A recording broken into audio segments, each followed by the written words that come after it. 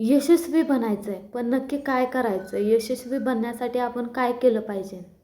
यासाठी मी काही तुम्हाला टिप्स सांगणार आहे आज. तर चला तर पहिल्यांदा आपण पाहूयात पहिली टिप्स. आळस. आळस सोडून द्या. आळस हा माणसाचा शत्रू आहे म्हणतात, तेच खरं आहे. आळसामुळे आपण खूप मागे राहतो. आळस जर सोडलात तर आपण खूप प्रगती करू शकतो. आपण कोणत्याही क्षेत्रात असो तरी आपण प्रगती करू शकतो.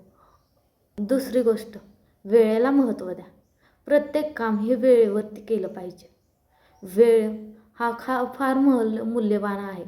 वेळेवरती काम केल्याने वा वेळेवरती प्रत्येक गोष्ट केल्याने आपला फायदाच होतो. तिसरी गोष्ट, सकाळी लवकर उठा. सकाळी लवकर उठणे आपल्या आरोग्यासाठी चांगलं असतं. त्याचप्रमाणे आपण फ्रेश राहतो व आपला दिवसही चांगला जातो आणि सक्सेसफुल बनण्यासाठी हेही फार महत्त्वाचं मानलं जातं. चौथी गोष्ट, रोज व्यायाम करा. रोज व्यायाम केल्याने तुमचं शरीर हे हेल्दी राहील व तुमचं कामावरती कॉन्सन्ट्रेशन होईल. आणि जसं की भगवद्गीतेत सांगितलेलं आहे की योग केल्याने आपण असं सक्सेसफुल होण्यासाठी फार इम्पॉर्टंट असतं. त्या पद्धतीने तुम्ही सक्सेसफुल होण्यासाठी व्यायाम हा रोज चालू केला पाहिजे. आजचं काम हे आजच करा. खूप आपल्याला सवय असते की आजचं काम आपण उद्याच्याला ढकलतो. याने काय होतं की आपलं ते काम राहून जातं आणि कामाचा ढीग असा साठत जातो. त्यामुळे आजचं काम हे आजच केलं पाहिजे. कल करे सो आज और आज करे सो अब. जी काही ती म्हण आहे ना, त्याप्रमाणे आजचं काम हे आजच केलं पाहिजे. यशस्वी लोकांची पुस्तके वाचा. तुम्ही पुस्तके वाचण्याची सवय जर नसेल तर लावून घ्या. कारण यशस्वी लोकांची पुस्तके किंवा अयशस्वी लोकांची पुस्तके जरी वाचलीत तरी पण फार फायदा होतो. यशस्वी लोकांची पुस्तके वाचण्यापेक्षा अयशस्वी लोकांची पुस्तके वाचलीत तर तुम्हाला समजेल की ते का मागे राहिलेत. असं अब्दुल कलाम म्हणतात की यशस्वी लोकांची पुस्तके वाचण्याऐवजी अयशस्वी लोकांची पुस्तके वाचा, जेणेकरून तुम्हाला अयशस्वी का झाला हे कळेल आणि तुम्हीही त्याप्रमाणे प्रयत्न करू शकाल.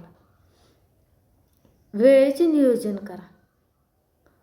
वेळेचे नियोजन हे फार महत्त्वाचे असतं.